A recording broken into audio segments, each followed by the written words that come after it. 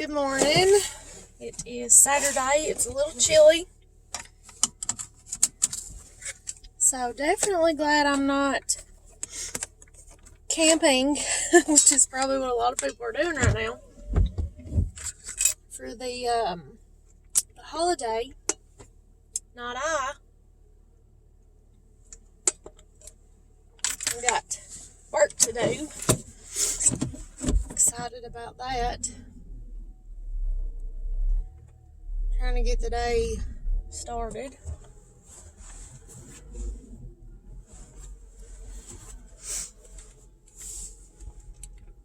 I had a little thought this morning as I was reading my scripture. I'm excited because this morning I get to start, I got to start Daniel, which means I just finished Ezekiel, and Ezekiel was difficult. It was one of those that was hard to read, but I made it. And now I'm on Daniel. And what kind of brought about my thought was like the second verse said that God give him over, to, and it was, I think it's Jehoiakim is how his name is. I'm probably not saying that right, but Jehoiakim, it was in his reign. Come on, camera, don't start this today. He was in his reign. Well, Nebuchadnezzar came and took the city or whatever is the way I'm taking it.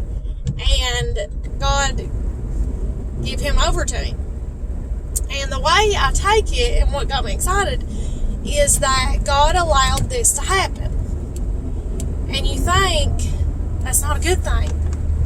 Well, I started thinking, which is probably not good because I was reading and I needed to focus on what I was reading. But think about all the times in the Bible when, like, Pharaoh, when God's people were a prisoner, and it says that God hardened Pharaoh's heart to not let them go. And by doing that, things got really, really bad. But things needed to get really, really bad. It was for the glory of God. And then you think about Job. At the very beginning, Satan was like, you take that hedge down from around him and he'll curse you. I can get him to do it or whatever, in other words. And God's like, go ahead. You just can't have his life. And Satan tried every way in the world. Wrecked Job's life, completely wrecked his life. And then here comes the Lord and gives him way more. And it makes me think, and I've always felt this way, or as long as I can remember, something good comes out of the bad.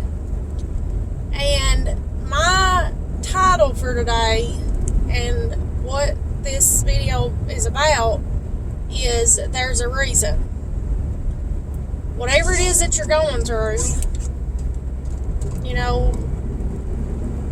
whatever bad you're dealing with, and everybody's dealing with something. Everybody goes through struggles, maybe right now in your life you've come out of the struggle and you're to that point of understanding why, which is great. But if you're in the middle of the struggle, think about those things. If you need to, get in there and read those stories and think about, what has happened, because there is a spot also in the Bible that there was a man who was, I can't remember if he was blind.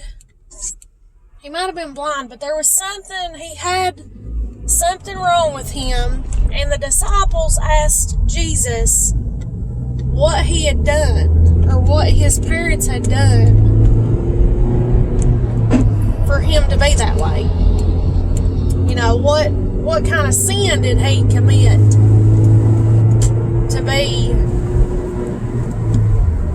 to have that? Like, they looked at it like it was a punishment. And Jesus said, it's not anything that he or his parents have done, but for the glory of God. And that's the thing. The bad that we go through, it's for the glory of God.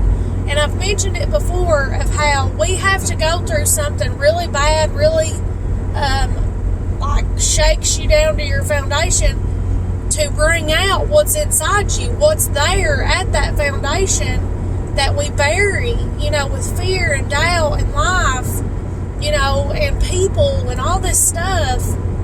That needs to come out. That's the best of us. That's when we tap into our potential, who we were created to be. So whatever it is, there's a reason. Even, I know it's bad, it looks bad, you feel bad, but there's a reason. And you hold on. You do what you have to do to get through it. You lean on God, you trust God. You keep saying it every single day. God, I trust you. I know you know what's best for me. I know you're going to do what's best for me. You're going to take care of me like you always have. And get through it. And then you're going to see and you're going to understand. And some things you won't.